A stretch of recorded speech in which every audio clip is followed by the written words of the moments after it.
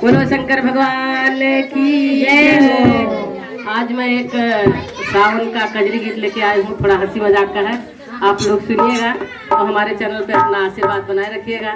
सब सहेलियाँ मिलके आज सावन का गीत गा रहे हैं, कन्हैया जी का बर्थडे है। और शुक्ला भैया ढोलक बहुत अच्छा बजाते हैं तो मैं गाती भी अच्छे हूँ।